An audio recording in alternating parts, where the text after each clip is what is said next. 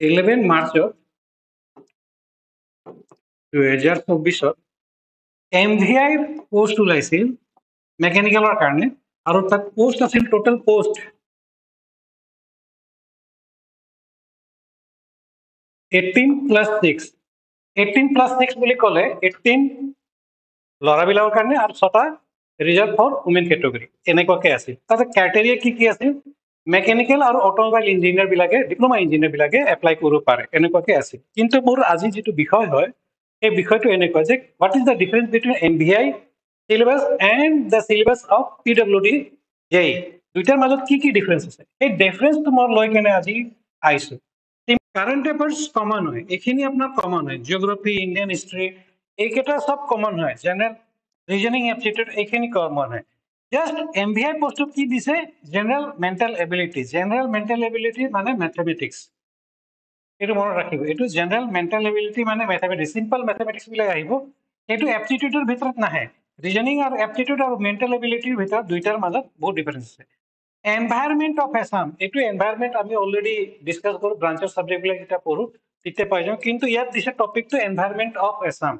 এটোৰ ওপৰত অলপমান এটা টপিক আছে কিন্তু ডিফারেন্সটো কি আনিছে এইটো economy of India and Assam এটো এপিএসসি ত লাগে ইয়াত কিন্তু এমবিবিএ দি দিছে ট্রান্সপোর্ট এন্ড ইকোনমি ট্রান্সপোর্টেশন যেটো ডিপার্টমেন্ট এমবিআই পোস্ট ওলাইছে এখানে ট্রান্সপোর্ট ডিপাৰ্টমেন্টৰ ইকোনমিৰ ওপৰত কি ইম্প্যাক্ট কৰে কি সহযোগ কৰে ইয়াক অলপ চাই মেলি যাব লাগিব ইনফৰমেশন এন্ড টেকনোলজি আইটিৰ ওপৰত এটো কোৱেশ্চন দি দিছে ইয়াত এমভিআই এটো এমভিআৰ সিলেবাস এমভিআৰ জেনাৰেল স্টাডিজৰ সিলেবাস এতিয়া আপোনালোকে ক'ব যে যেটো এটা সিলেবাস আপোনালোকে ইয়াতে দেখাই আছে এইকেটা এপিএসসি পিডব্লিউডি কি আহিব পিডব্লিউডি মেকানিক্যাল যেটো জেইৰ পোস্ট ওলাইছে তাত কি আহিব এইকেটা কমন থাকিব current affairs common Indian history national movement common Assam history geography Indian polity and constitution common subject হয় আৰু কি আহিব ৰিজনিং এন্ড অ্যাপটিটিউড কমন হয় এইকেটা আপোনাৰ পিডব্লিউডি জেইৰ হ'ব এটো মেকানিক্যালৰ দেই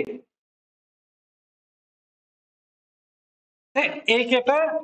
আপোনালোকৰ জেনাৰেল ফৰ স্টাডি জেনাৰেল স্টাডিজৰ কাৰণে এইকেটা থাকিব নেক্সট আপোনাৰ টপিক হল আমি যেটো এমভিআই পোস্টৰ পৰা পাইছো মানে ব্রাঞ্চত কি কমন হ'ব ব্রাঞ্চত কি ডিফারেন্স থাকিব তে মই যেটো আনিছিলো এটো আছে literature culture and festival of Assam and north east এটো থাকিব আপোনালোকৰ ইয়াতেও কি কয় এমভিআই তো থাকিব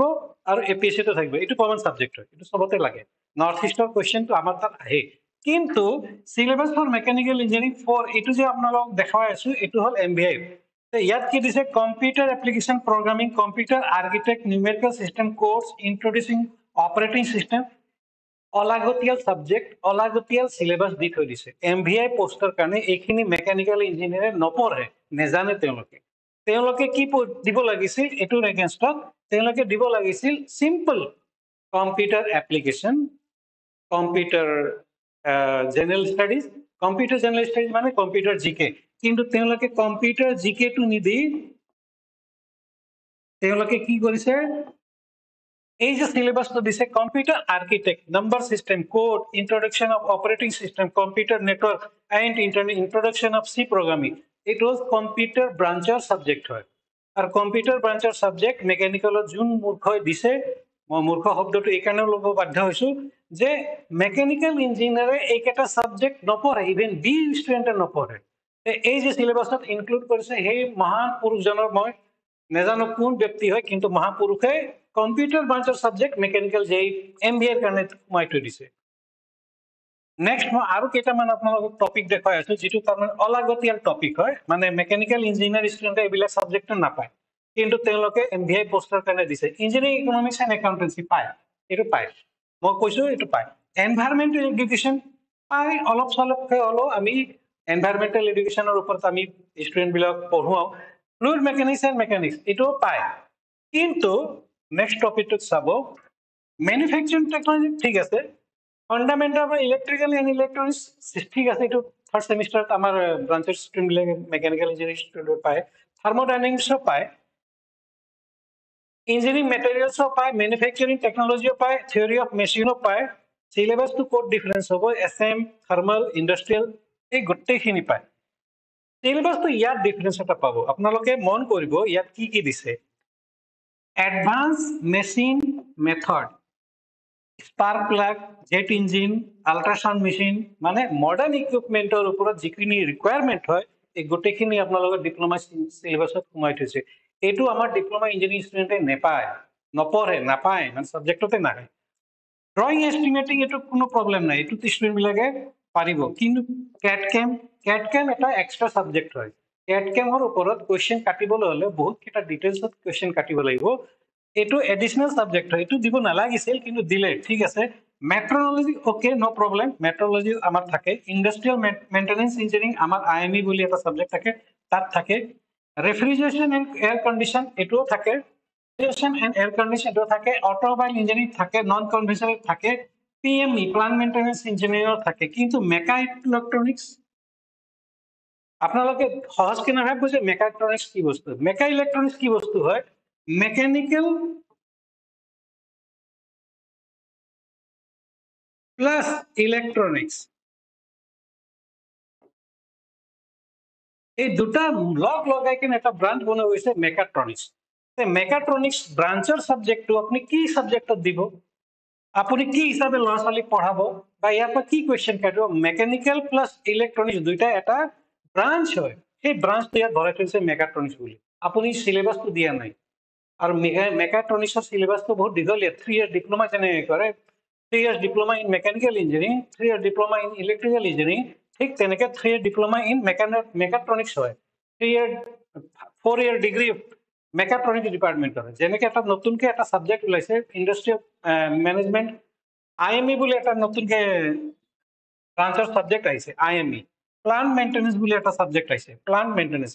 কিন্তু এইকেইটা সাবজেক্ট বিলাক এটা ব্রাঞ্চ হয় এটা ব্রাঞ্চ আপুনি সোমাই থৈ দিছে এমবিএ পোষ্টৰ কাৰণে মই কথাটো কব কি বিচাৰিছো আপোনালোকে যেটো লাগতিয়াল সেইখিনি দিব লাগিছে যেনেকৈ আপোনাৰ লাগতিয়াল কি হয় in refrigeration automobile engineering non conventional PME এইখিনি আপুনি দিব লাগে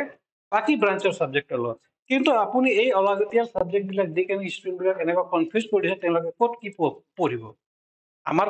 কোচিঙত আহক বা ক'ৰবাত আহক সেইটো কথা নাই কিন্তু আপোনালোকে এই সাবজেক্টটো সোমাই দিয়াৰ লগে লগে